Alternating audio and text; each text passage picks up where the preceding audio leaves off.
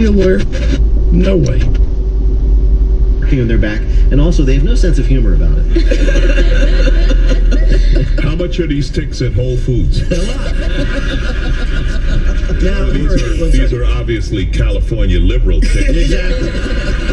Can we get one for Mitt Romney so he can stop eating hot dogs?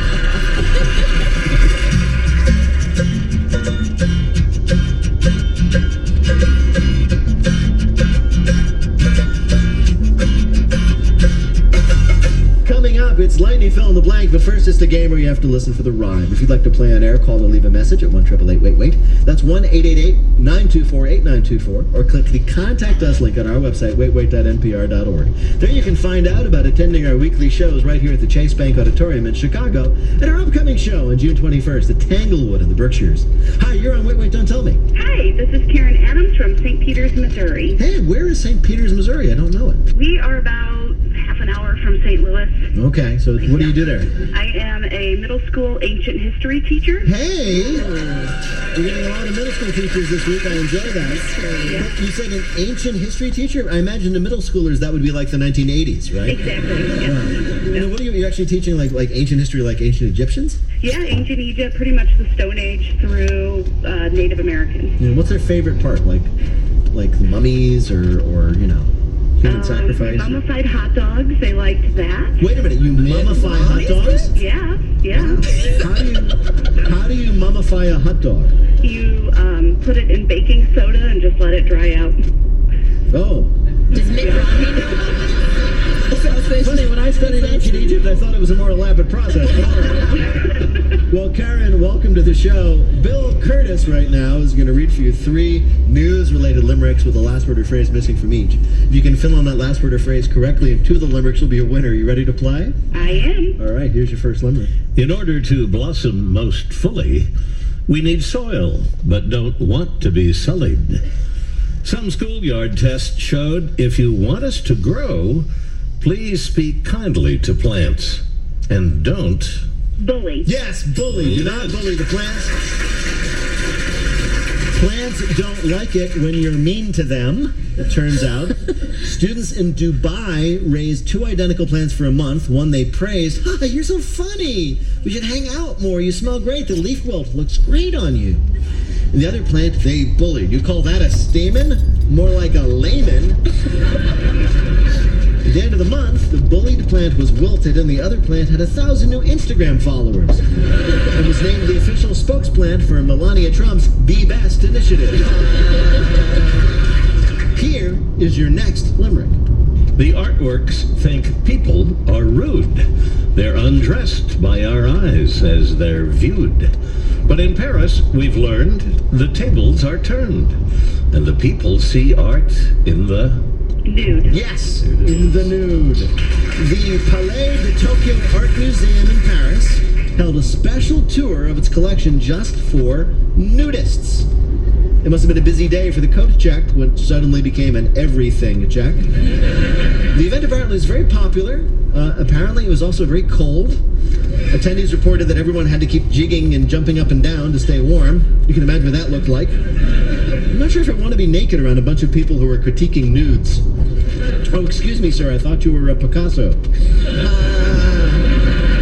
Having worked at nudist events, I have to tell you, in my experience, people who are anxious to get naked really shouldn't. Yeah, that's always the rule. I think, however, we need to pause and say to Alonzo, what?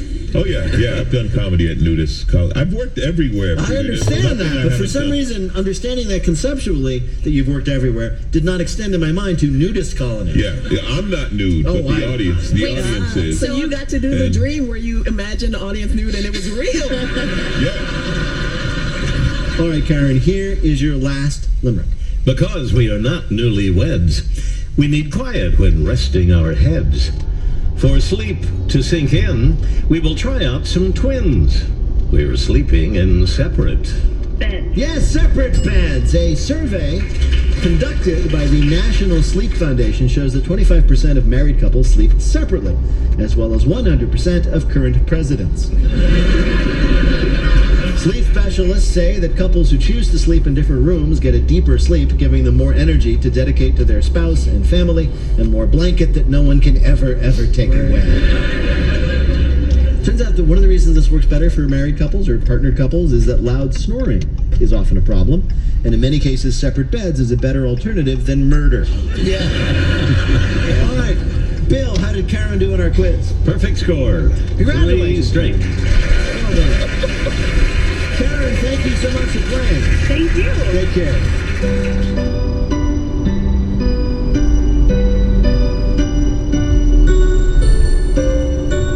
It's time for our final game, Lightning Fill in the Blank. Each of our players now has 60 seconds in which to answer as many fill-in-the-blank questions as he or she can. Each correct answer is worth 2 points. Bill, can you give us the score? Alonzo and Helen each have 3. Janelle has 2. All right.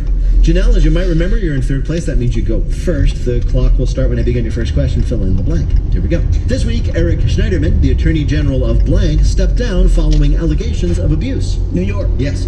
This week, Israel launched airstrikes against Iranian targets in blank. Syria. Right. On Wednesday, the Mormon Church announced it was severing all ties with blank. Mitt Romney and his hot dog talk. No. Although they might. That's a provocation. It was the Boy Scouts. A Minnesota school bus driver charged with erratic driving says she's innocent because she only took her hands off the wheel to blank. Do the hokey pokey. No, to look up your mama jokes on her phone while driving for the kids on the bus. They wanted to hear them. On Sunday, the latest film of the Blank franchise became the fastest movie to reach $1 billion at the box office. Avengers. Right. This week, California became the first state to mandate blank on newly built homes. Weed plants. No. Solar panels. On Monday, it was reported that a judge in Washington state had requested a restraining order against blank. Scott Pruitt. No. His neighbor's cat.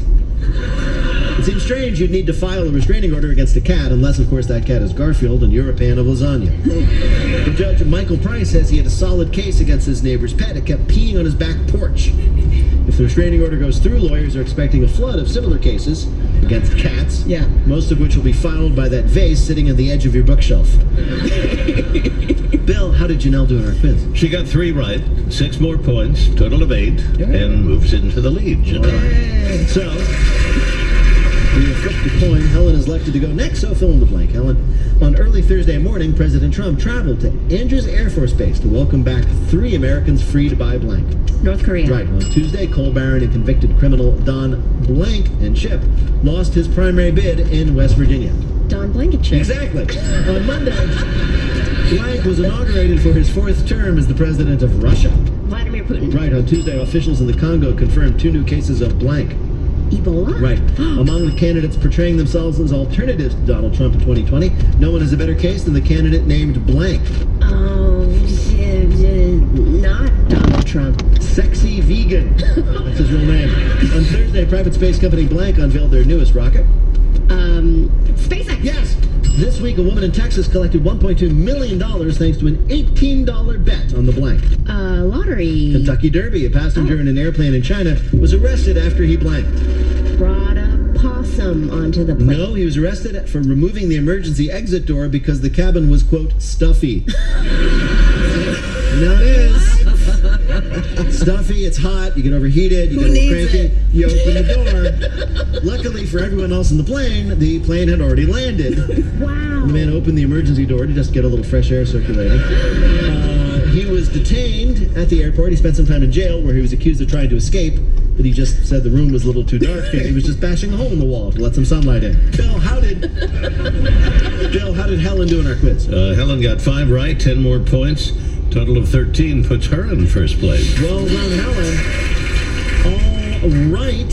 How many then does Alonzo need to win? 5 to tie and 6 to win. This is well within your reach, Alonzo. Here we go. Fill in the blank. On Tuesday, President Trump announced he was withdrawing from the blank deal. Iran nuclear deal. Right. On Tuesday, Oliver North was announced as the next president of blank. The NRA. Right. This week, Rudy Giuliani said that President Trump has the right to ignore a subpoena from blank.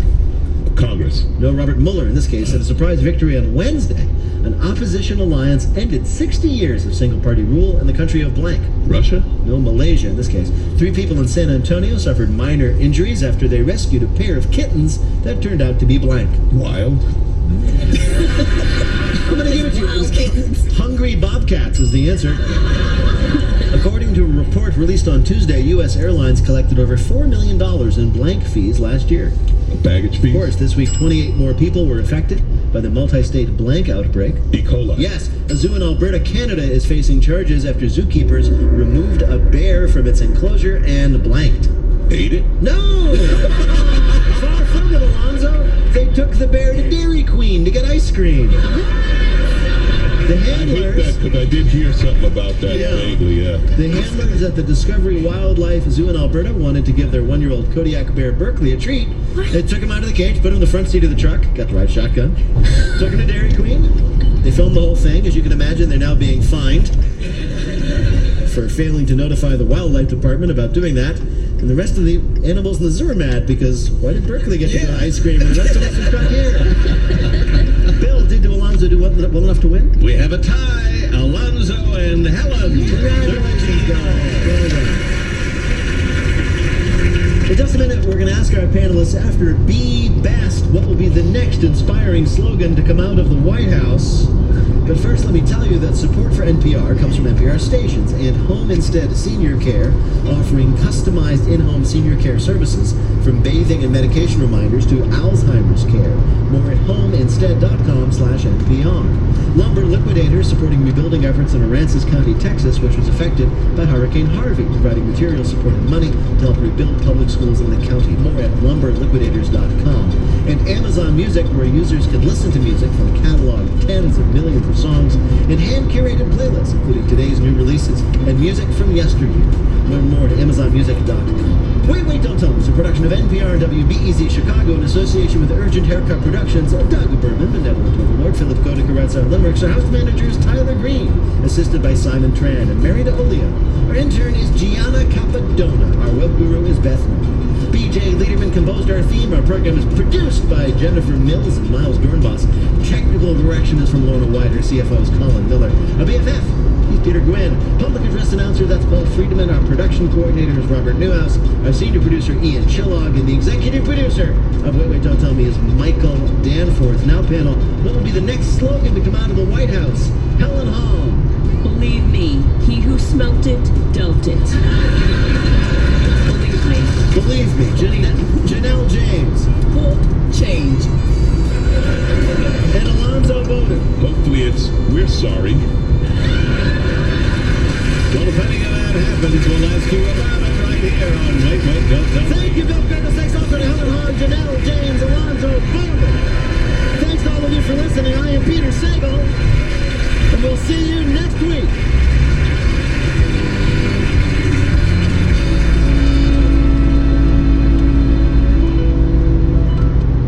This is NPR. Support for WNYC comes from Audible, presenting Harry Clark, a new play starring Billy Crudup. The Vineyard Theater's production about a man with a double life and the family who threatens more than his persona. At the Minetta Lane Theater now through May 13th. Tickets at Ticketmaster.com.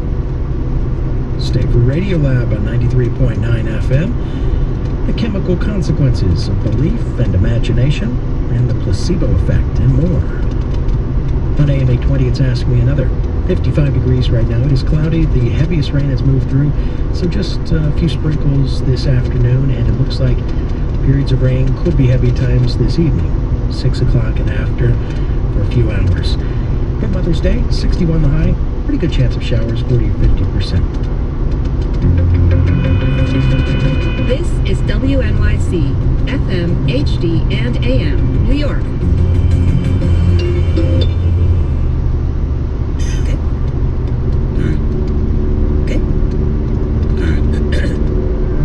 You're listening to Radio Lab. Radio From WNYC.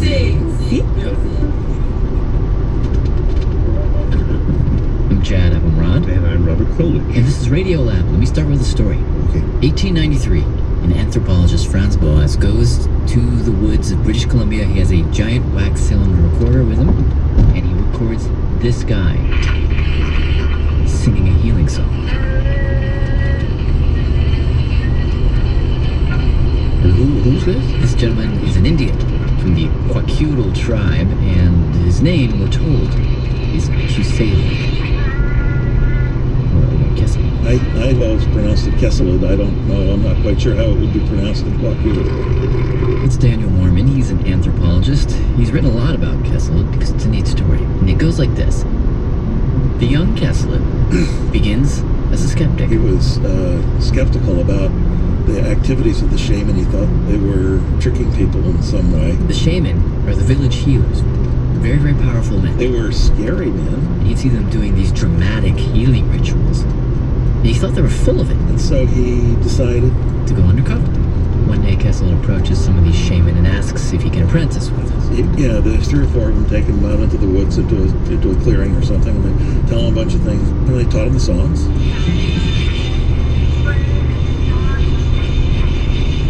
And he learned that stuff. And eventually, after he'd gained their trust a little, they taught him their best trick of all. A trick that's widespread in the world of shamanism, where you find variations on it all over the world. Here's what you do, they told him. Get some feathers.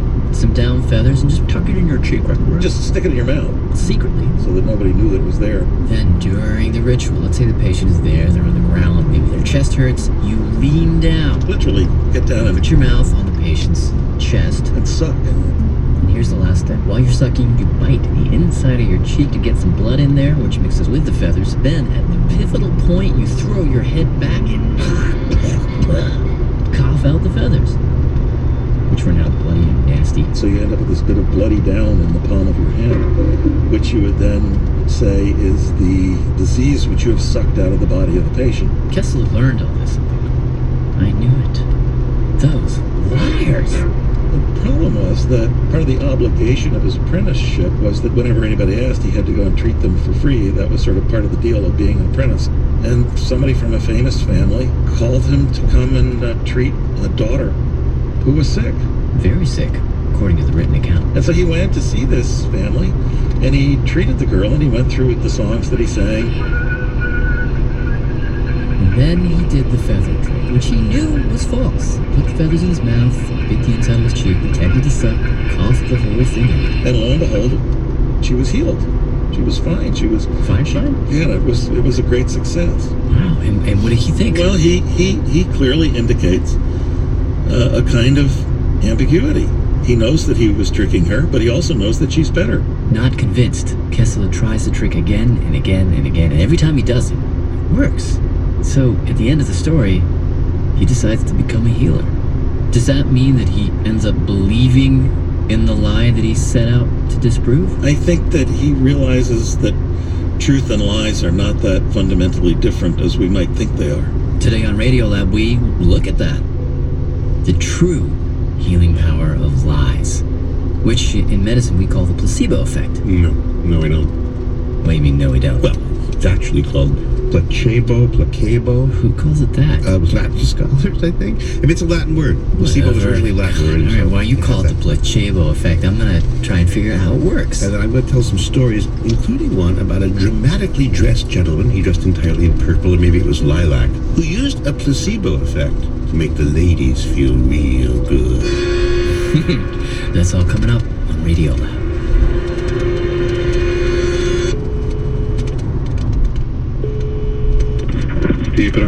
Dr. Benedetti?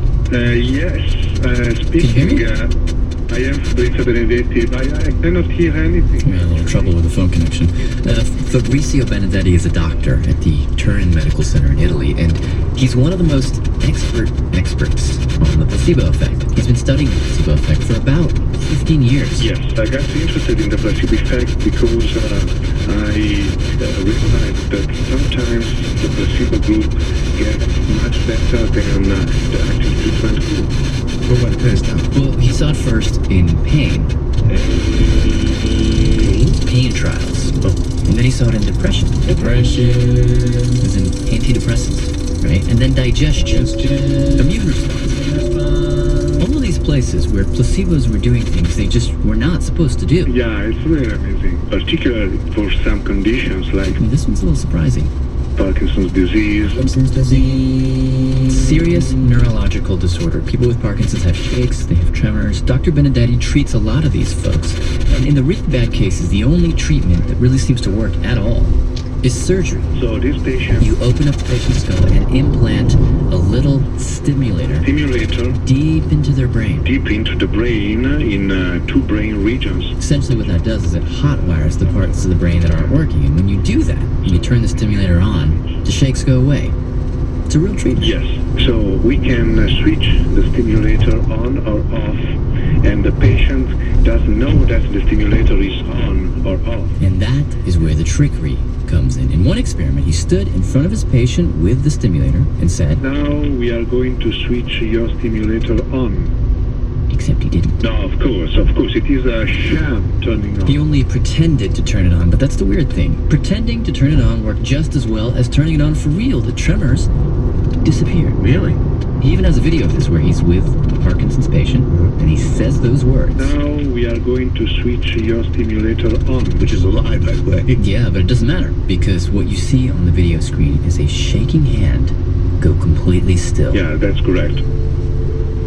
In a few seconds, you see that there is a dramatic improvement in motor performance, even though the stimulator is still off. Just from words. And this is an equivalency? The lie is as good as the medicine? For a while. What do you mean, for a while? Coming out of the gate, a placebo seems to be 100% as effective as, say, a real Parkinson's drug. Yeah. But it lasts only about 25% of the duration of the actual drug. Still, it's just words. Come on, words are cheap. Yeah, your words are cheaper than... Word overstatement. 25%? That is so different from 100%? I never said it was 100%. You did too. I didn't. Roll the tape back. What's wrong with you? The fact that it happens at all, that words, that's what we're talking about. Words can be as effective as surgery. Doesn't that intrigue you? Don't you want to know how that works? Yes, actually, they do. How does it work? We have no idea. But for the first time, we can see it. See what? Well, see it in action. See the placebo effect in action. Oh. Testing. Dr. Benedetti referred us to a guy actually right here in New York. In New York, probably, you have talked with Tor Weger. No. Should we? Yes. Tor Weger, are you? Hey, how are you? Tor Weger is a very good neuroimager. You should introduce yourself. Okay, I'm Tor Weger. I'm assistant professor of psychology at Columbia University. And here's what Tor Weger does. He puts subjects in the brain scanner, puts a hot pad on their arm. I think I'm doing it right now. So that's very, yes. Right? We'll give them these pulses of heat. And then he'll give you some pain relief cream. This cream here? Cream that we tell you is lidocaine. We say this is going to be really effective. This is going to block pain. It's going to take away the pain. Really, it's just Vaseline. But you don't know that. I'm having a hard time playing this role. In any case, right as you're putting on this fake cream and feeling better, having a placebo effect, in other words, he takes a picture of your brain. So, I have many things I can show you. Come on, Tor, show it to him. He does. He shows me one on his computer. It's very pretty. Now we have a brain in front of us. A brain scan of a person right in the middle of being placeboed, meaning that they've just been given the placebo cream and now they're expecting to feel better. Those expectations. Placebo expectations. First of all, they seem to start here. In your forehead. Like on the sides of your forehead, above your temples. When you believe that you're going to feel better, the belief seems to live kind of near your temples. But then, once that belief is there, it seems to turn on. Turn on this other part. Midbrain. He points to it on the screen. It's a little nugget deep in the center of the brain. What's important about this area is that it's one of the major centers for the production of opioids in the brain. Oh, opioids, like opium. Yes. Yeah. Right. Like opium? Opium, as in...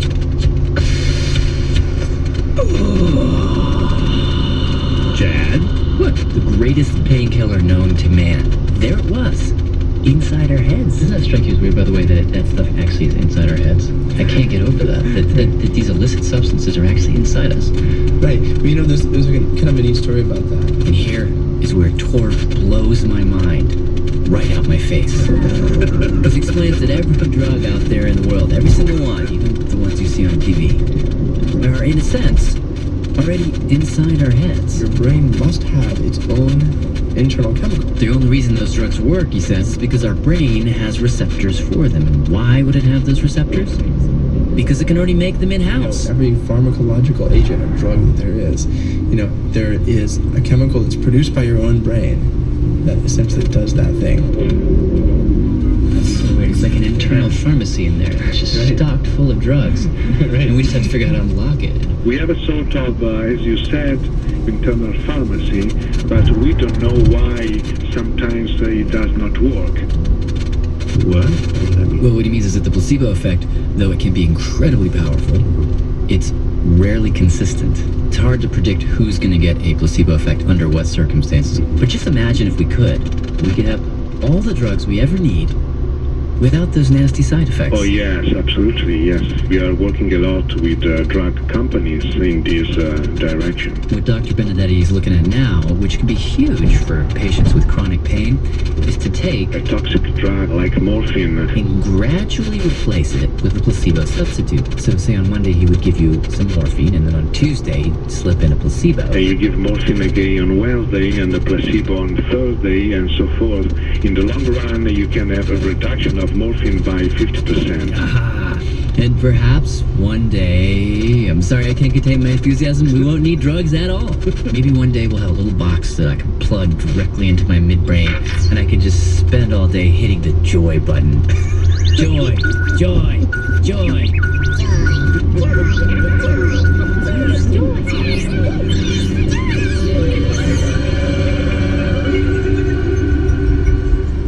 Whew, sorry about that. Well, while we're waiting for your glorious drug-soaked future, you can do it much more simply by simply telling a story. I'll tell you a story about telling stories. How about that? It's a story I learned from Daniel Carr. Daniel B. Carr, M.D. He told me about a guy who's really the father of placebo research. His name is Henry Unangst.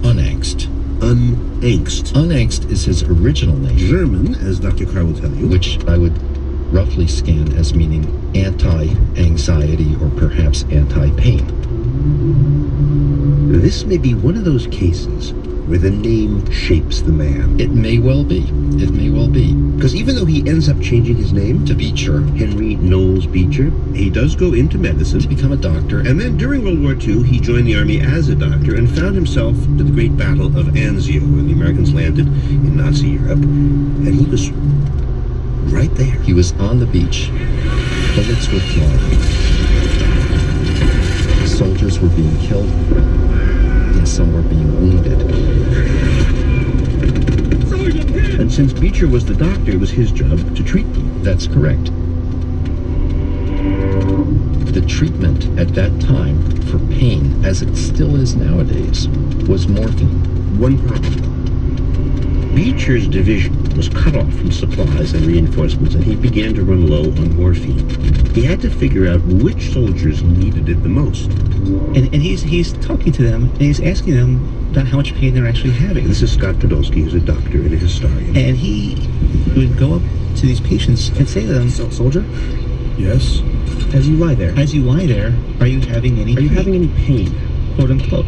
So imagine, Jed, you're a soldier, you're lying there with shrapnel stuck in your gut. These were severe injuries. And you haven't had any morphine for, I don't know. At least 7 hours previously. Yeah, 7 hours. So what would you say? I'd say, give me some morphine, I'm in pain. The striking finding was that in 75% of them, they'd say, No, I'm okay. I don't need any morphine right now. 3/4 of them said that. Wow. This didn't make a whole lot of sense to Beecher because he knew about pain. Before the war, he ran a clinic in Boston, so he would see people with bullet injuries and gut injuries, more or less the same kind of injuries he saw on the battlefield. But back in Boston, Doc, they really hurt. can I have more morphine, please? Nurse.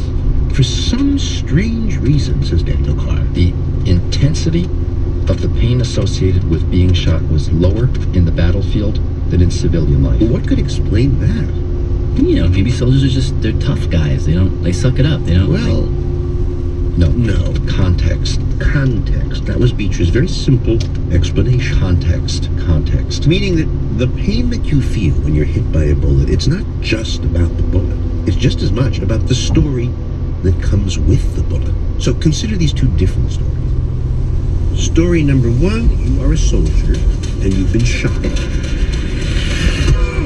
As the bullet passes through you, The first thing you think is, oh man, I'm shot. The second thing you think is, wait a second, I'm alive. if I can be evacuated from here, I'll have a period of recuperation. They'll take me to a hospital, there'll be nurses there. I may get a medal And a pension. or a bonus. I'll certainly be acclaimed. They'll send me home.